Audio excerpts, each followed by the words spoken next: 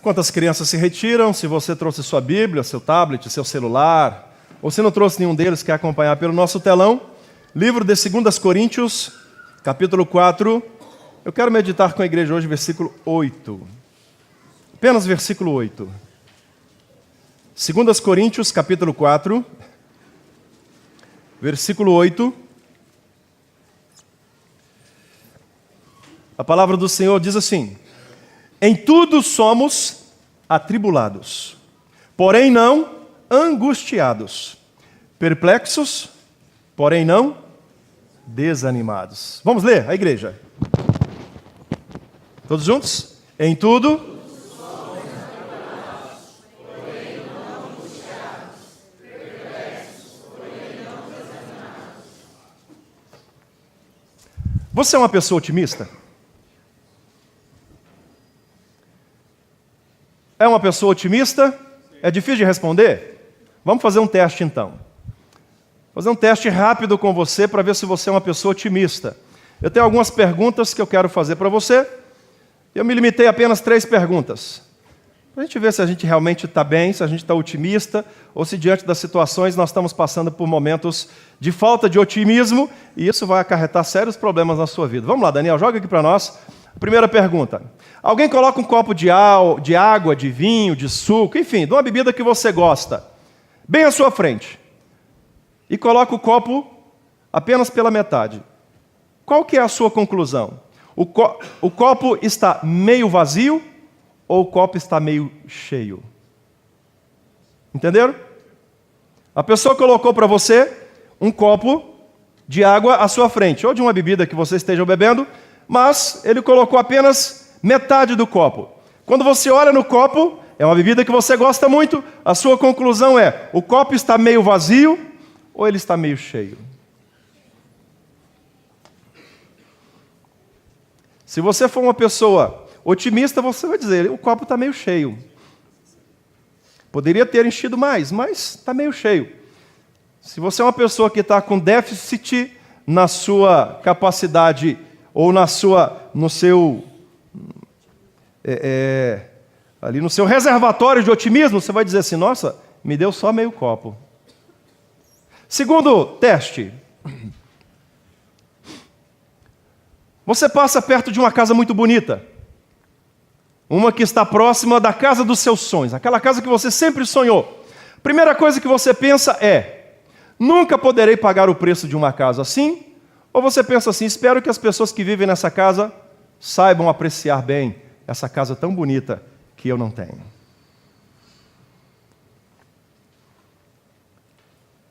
Geralmente a pessoa que está com déficit de otimismo, ela vai falar assim: nossa, uma pena que eu não tenho uma casa desse jeito. Eu nunca vou ter uma casa desse jeito. Eu nunca vou conseguir comprar uma casa desse jeito. Isso vale para um carro, isso vale para uma viagem. Como é que você reage? Terceiro teste do otimismo. Você fica sabendo que alguém no seu trabalho vai ser promovido, mas não sabe quem é. Qual que é a sua conclusão? Com certeza não sou eu? Ou existe uma possibilidade de que seja eu?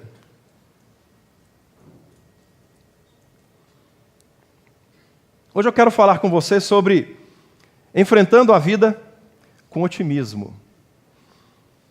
O otimismo, ele é a capacidade que você tem de você ultrapassar os seus conflitos, os seus dilemas, de você ultrapassar as suas dificuldades e continuar enfrentando os problemas rumo a um alvo pré-estabelecido, quem sabe a uma meta, quem sabe a um sonho. Eu poderia citar aqui vários exemplos que eu já citei em outras oportunidades de homens que foram extremamente otimistas, por mais que as circunstâncias fossem todas favoráveis a eles não acreditarem que daria certo tudo aquilo. Exemplo, já falei aqui, vou só repetir o nome dele: Santos Dumont. Até Santos Dumont ninguém havia voado, a não ser os pássaros. E Santos Dumont, então, ele tem um sonho de voar com uma máquina movida por um motor a combustão. E aí Santos Dumont, então, ele coloca o seu sonho para as pessoas e praticamente todos à sua volta o chamaram de louco. Ninguém nunca voou, voar é para passarinho. Você está maluco? Para com isso. E não só as pessoas pessimistas, que faziam parte do círculo de convivência de Santos Dumont, mas certamente todos os fracassos nos seus projetos. Quantos fracassos, quantos erros, quantas quedas, quantos aviões que não voaram. Mas Santos Dumont era otimista. Um dia eu acerto. Um outro exemplo na história que nós temos e que nunca desistiu, sempre foi otimista, também já citei ele aqui várias vezes, Thomas Edison. Dr. Thomas Alva Edison. Thomas Edison, ele tinha um otimismo tão grande que ele se tornou um dos maiores inventores da história. Mas a invenção que mais marcou a nossa história foi a invenção da luz, da lâmpada incandescente. Thomas Edison, ele tentou várias vezes, ele fracassou várias vezes. Eu gosto muito de uma fotografia que eu sempre tenho no meu computador, e eu guardo essa fotografia porque de vez em quando eu olho para ela, porque sempre o inimigo vai levantar pessoas pessimistas para tentar destruir o seu otimismo ou o pouco do otimismo que sobra em você.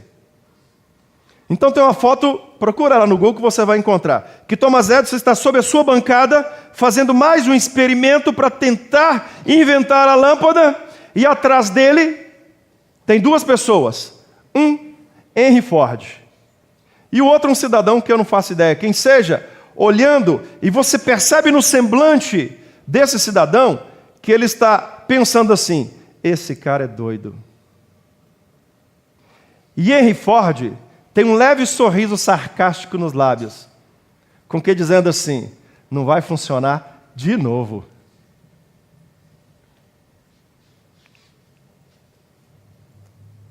E por mais de 2.000 vezes, ou por 2.000 vezes, ele foi otimista. Ele pensou assim, não, esse jeito deu errado, então eu vou tentar mais uma vez. E tentou.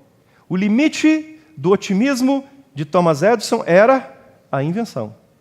Se ele chegasse a 4.000 vezes, ele iria a 4.000 vezes, mas não desistiria porque ele era otimista. E assim vem Alexandre Graham Bell, e assim vem tantos outros inventores, tantos outros personagens que foram otimistas. Existe um personagem que ele foi muito mais otimista do que qualquer um desses. Se chama Jesus Cristo de Nazaré.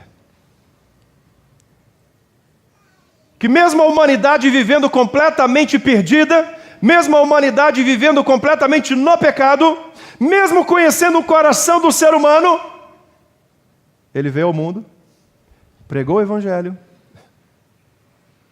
até que fosse levado à cruz. Jesus Cristo conhecia os nossos corações, conhecia o coração dos judeus, dos romanos.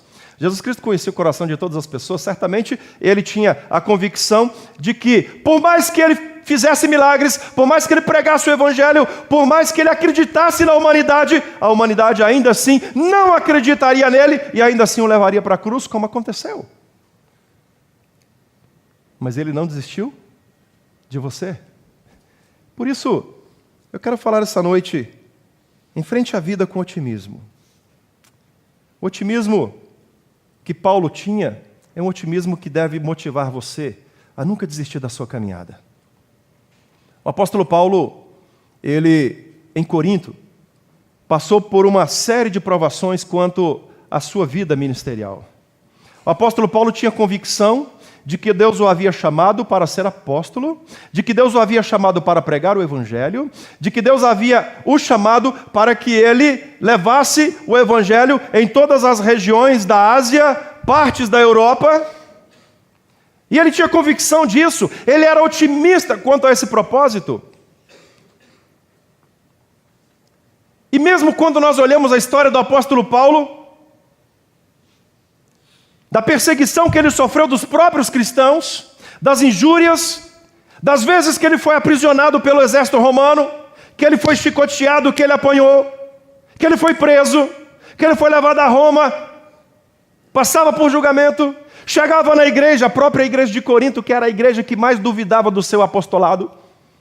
Leia a segunda carta de Paulo aos Coríntios, você vai ver que praticamente a gente chama na teologia de uma defesa da sua apostolicidade.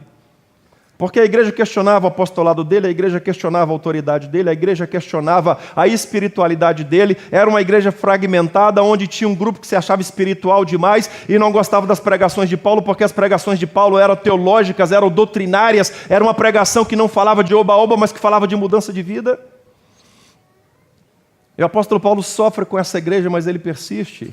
Até um ponto lá no fim que ele diz assim: olha, combati o bom combate, completei a carreira e guardei a fé. Na sua vida você vai passar por isso. Queridos, o otimismo, versículo 8, a primeira parte, ele diz assim: em tudo somos atribulados. Na vida você vai passar por atribulação, por aflições, e Jesus Cristo já nos prometeu isso. Ele já nos advertiu lá atrás, um pouco antes de subir aos céus: vocês vão passar por momentos angustiantes na vida de vocês. Hoje em dia nós somos uma geração de cristãos que tem sofrido, de certa forma, uma influência demoníaca de algumas igrejas ditas evangélicas que entram por aí pregando que a vida do cristão é uma vida de ausência de problemas. E não é, queridos. Procura um personagem na Bíblia que não teve aflição. Procura um personagem na Bíblia que não passou pelo vale da sombra e da morte. Procura um personagem na Bíblia que não passou pelo deserto, que não foi traído. Mas procura um personagem na Bíblia que confiou em Deus e que Deus o deixou sozinho. Você não vai encontrar, amém? Amém. Porque todos os que confiaram em Deus, Deus sustentou as mãos deles. O apóstolo Paulo diz assim: tudo somos atribulados. A palavra grega que ele usa aqui, tilibô,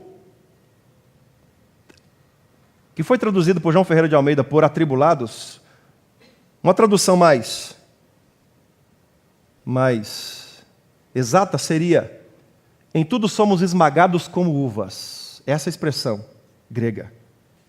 Em tudo somos pisados, como se pisa a uva no lagar. O lagar era um cercado que eles faziam, e aí jogavam as uvas ali dentro, e algumas pessoas entravam ali e ficavam amassando a uva, para depois pegar aquele caldo com aquela uva tudo e colocar fermentar num tonel para poder formar o vinho. A expressão que Paulo diz: olha, em tudo, em todas as coisas, em todo o tempo, nós vamos ser esmagados como uvas. Mas não seremos angustiados, porque Deus vai estar conosco. Essa era a experiência do apóstolo Paulo, de que ele passava por momentos terríveis, mas em todos os momentos terríveis, Deus estava com ele. Eu fico imaginando o que era Daniel na cova dos leões. Daniel era um homem como eu e você. Não tinha diferença de nós. De carne, sangue, de alma, de medo, de temor, de pavor, de certezas e incertezas. Daniel não tinha absolutamente nenhuma certeza de que ele não seria engolido, devorado pelos leões. Mas a Bíblia diz que quando ele foi jogado na cova dos leões, ele passou a noite inteira. A noite inteira. Na presença de Deus. E Deus não permitiu que os leões engolissem, comessem, fizessem mal para ele. Queridos, a força que você precisa para vencer as suas adversidades precisa estar no Senhor. Aqui nesse mundo, distante de Deus, o diabo, ele vai tentar nos destruir de qualquer forma. Essa semana eu estava aconselhando um casal a 1.200 quilômetros daqui, que estão muito bem. O rapaz, financeiramente, profissionalmente, muito bem. Trabalha na empresa, viaja o mundo inteiro pela empresa, mora numa mansão, num bairro muito chique, estão construindo uma segunda mansão, agora pensando em investimento. A esposa se formou, e agora ganhando bem, tem a sua própria clínica, uma estrutura fabulosa,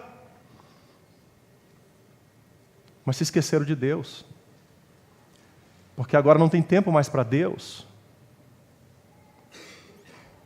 E aí, quando eles se esqueceram de Deus, o diabo encontrou brecha para entrar na vida deles. E aí eles entraram num conflito tão grande, e paulatinamente eles começaram a ter conflito no casamento, e começou com uma palavra, e começou com um xingamento, e começou com um empurrão. E aí quando chegaram a pedir minha ajuda, ela já me mandou uma fotografia com o lábio todo cortado, de um tapa que ela levou do marido. Eu falei para ela, vá na delegacia, faz o boletim de ocorrência, depois nós conversamos. E depois da conversa eu falei, vocês estão ganhando dinheiro, vocês estão prosperando, vocês estão realizando os sonhos de vocês, mas não estão percebendo que longe de Deus o diabo já entrou na casa de vocês. E essa aflição, sem Deus vocês não vão vencer. Sabe qual a conclusão? Agora, essa semana que ela me disse, a esposa, eu não quero mais, eu vou separar. Ou seja, é o ponto final de uma vida de tribulação, quando alguém deixa de colocar Deus no centro da sua vida. Só Deus vai nos dar força para vencer as adversidades. Queridos, fracassos e pedras do nosso caminho sempre vão existir. Eu já falei que eu vou pregar sobre Sambalate aqui, né? Lembra do Sambalate? O que é o Sambalate? Sambalate é aquele cara que a função dele é ser instrumento do diabo para desanimar você. Você fala assim, rapaz, olha só, eu vi uma casa e eu quero comprar uma casa daquele jeito para mim. Aí o Sambalate chega, o instrumento de Satanás, é uma pessoa usada pelo inimigo, que chega e fala assim, você nunca vai conseguir. Você fala, não, eu vou conseguir, eu vou juntar dinheiro, vou fazer o financiamento. Ele fala, você acha que com o seu salário você vai conseguir financiar? Sambalate é um cara assim que ele saiu do próprio inferno para vir destruir a nossa capacidade de sonhar.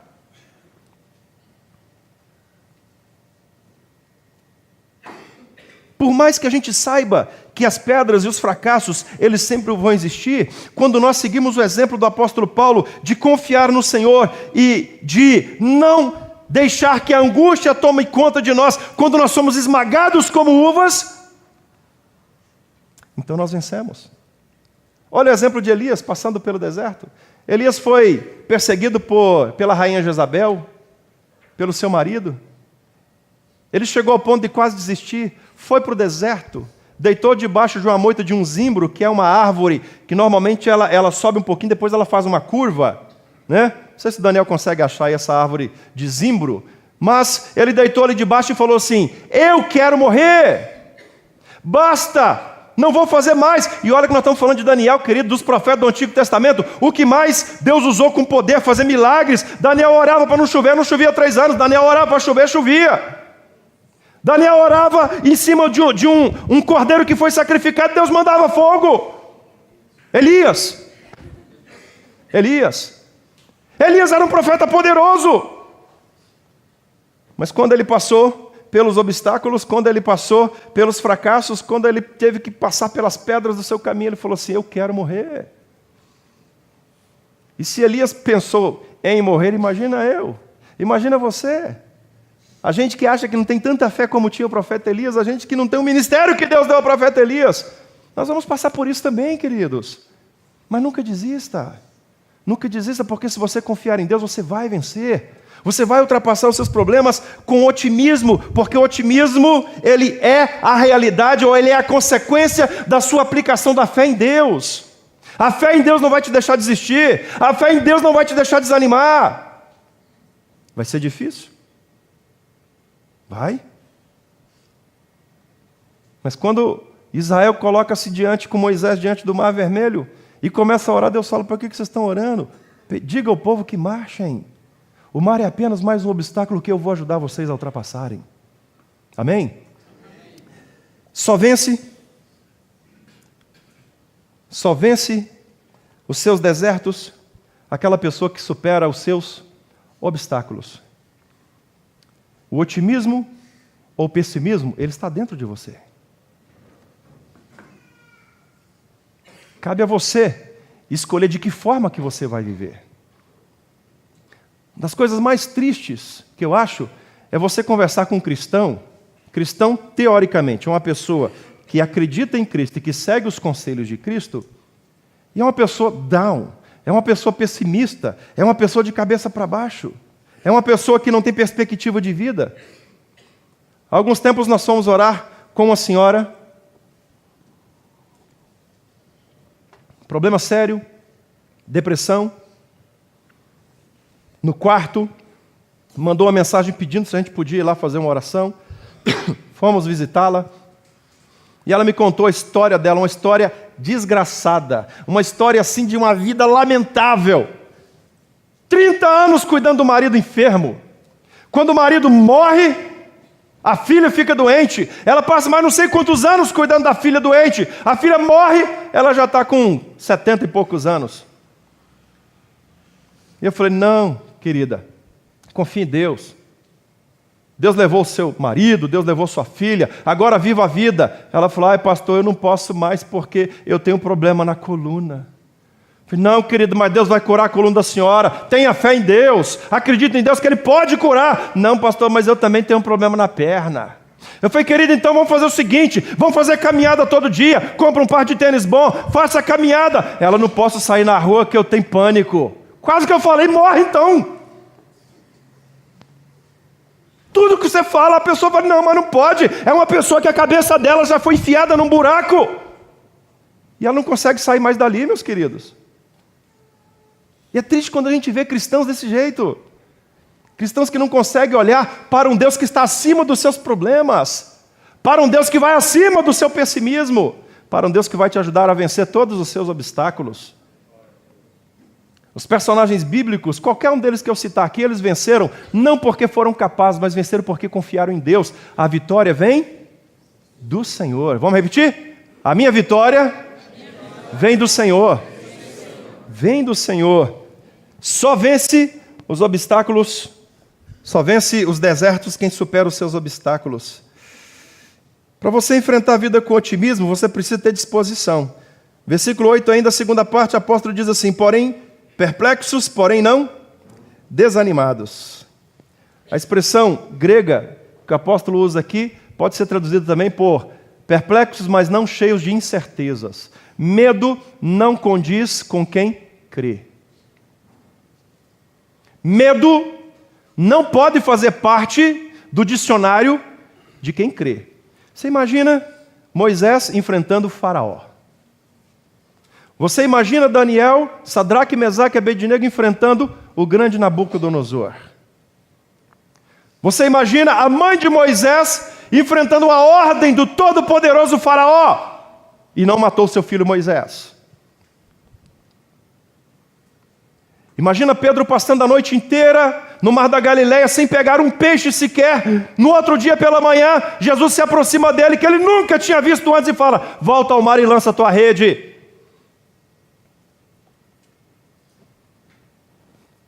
Imagina Noé construindo uma arca para salvar os animais, porque eu vou mandar uma chuva que vai inundar o globo. Queridos, incertezas não podem fazer parte do dicionário de quem crê em Deus. Fé, Hebreus 11:1, é a certeza de coisas que se esperam. Joga aqui, Daniel. É a convicção de fatos que não se vê. O que tem de cristão pedindo prova para Deus? Aí eu preciso de uma prova. O que tem de cristão que fica rodando de igreja em igreja esperando a revelação de Deus? Para que Deus prove, através de uma revelação especial, do missionário, da missionária, do pastor, do bispo, do apóstolo, que ele precisa tomar aquela decisão. E isso não é uma condicional de quem tem fé. Vamos ler comigo? Ora, a fé é a certeza de coisas que se esperam, a convicção de fatos que não se vê. Quer viver pela fé? Então aprenda a pisar no mar antes dele se abrir. Essa foi a condição para Israel ser salvo da perseguição de Faraó e o seu exército. Isso é, pela fé, você ter otimismo, e esse otimismo te levar a ter uma vida de disposição.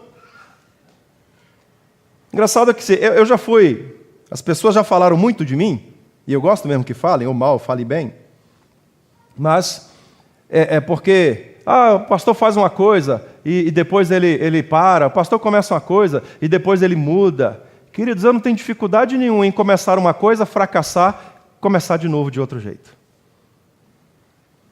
Porque, na minha opinião, o fracasso, ele é um aprendizado. E quando eu aprendo com fracasso, eu melhoro, eu cresço. Então eu não tenho dificuldade nenhuma de, se eu comecei algo que não funcionou, que não deu certo, de eu tentar de novo de outra forma. É melhor do que eu estagnar? Ou é melhor do que eu olhar para trás? Ou é melhor do que eu nunca fazer nada? Apóstolo Paulo mesmo, ele diz, olha, uma coisa faço, olhando para frente, eu sigo para o alvo, para a soberana vocação. Mas os cristãos da nossa geração são cristãos que ficam parados, que ficam estagnados. E se fracassar uma vez, então, aí que eles desistem mesmo.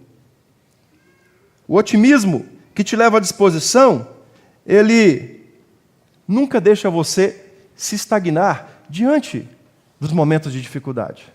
Volto a repetir, otimismo ou pessimismo está dentro de você. Depende de você, qual deles você vai usar na sua caminhada, na sua vida. Isso na nossa vida espiritual, na nossa vida profissional, na sua vida familiar. E o desânimo também, ele pode levar e leva muitas vezes as pessoas a deixar de conquistar aquilo que Deus tem planejado para elas. Você sabe o que Deus tem planejado para você? Sim ou não?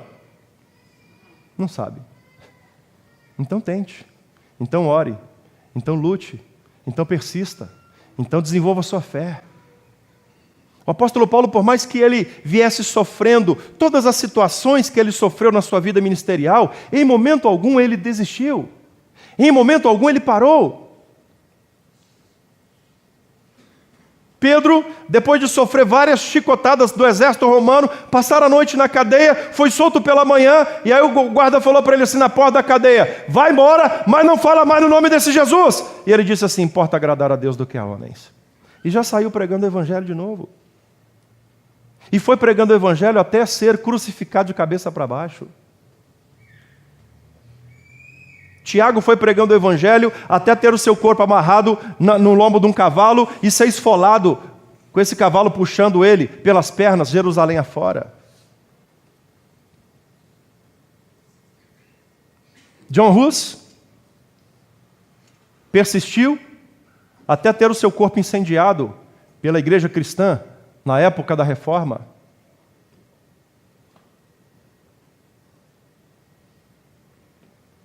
Jovem Cirilo de Alexandria, 12 anos de idade, foi levado a julgamento e o juiz falou, nega esse Jesus, senão você vai queimar. Ele falou, põe fogo logo, porque o fogo que vai me queimar vai durar alguns momentos e vai se apagar, mas o fogo que vai queimar vocês no inferno vai durar eternamente. 12 anos de idade, morreu queimado e está na presença de Deus. As suas provações não têm chegado nem perto, queridos, de alguns personagens que eu poderia citar aqui na história. Então busque a sua fé em Deus. Deixe que o seu otimismo te leve a ter ânimo. E sabe o que vai manter você uma pessoa otimista? Sonhos. Por que Deus te criou com a capacidade de sonhar? Por que Deus te criou com a capacidade de você imaginar, de você desejar algo que está lá na frente? De você sonhar acordado. Não estou falando daquele sonho quando você entra no estado profundo do sono. Estou falando de você sonhar acordado. De você ter metas na sua vida. De você ter alvos na sua vida. E essas metas e esses alvos levantarem o seu ânimo e a sua fé em Deus te colocar um otimismo tão forte que você jamais vai desistir, por mais que as situações, que as circunstâncias, que as pedras, que o inimigo, que o diabo ou qualquer outra pessoa venha entrar no seu caminho. A Bíblia diz que se cremos em Jesus somos mais que vencedores.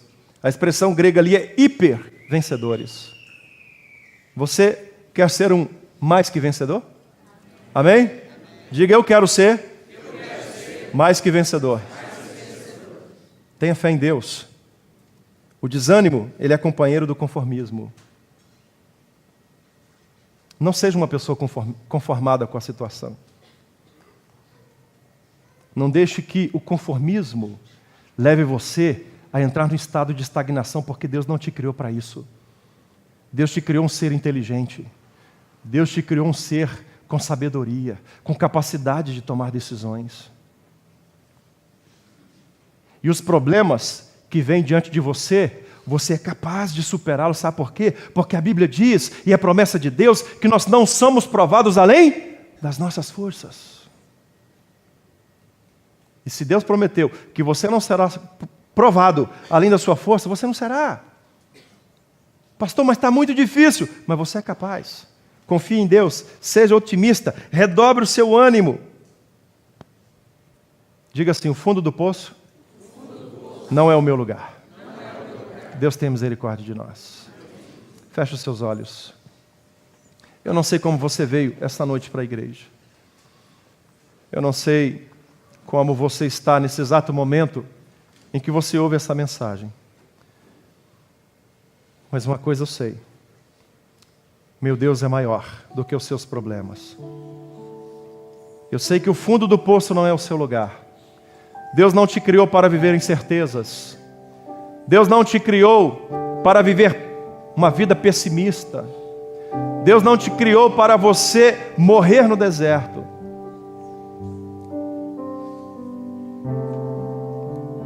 E se você recebeu essa mensagem e a sua vida precisa ser mudada, e você quer essa mudança de postura hoje, sai daqui otimista, sai daqui para vencer, sai daqui confiando em Deus, de forma que, independente das pedras que venham encontrar no caminho, você supere com otimismo, com fé em Deus. Fique de pé, eu quero orar por você, aí mesmo no seu lugar.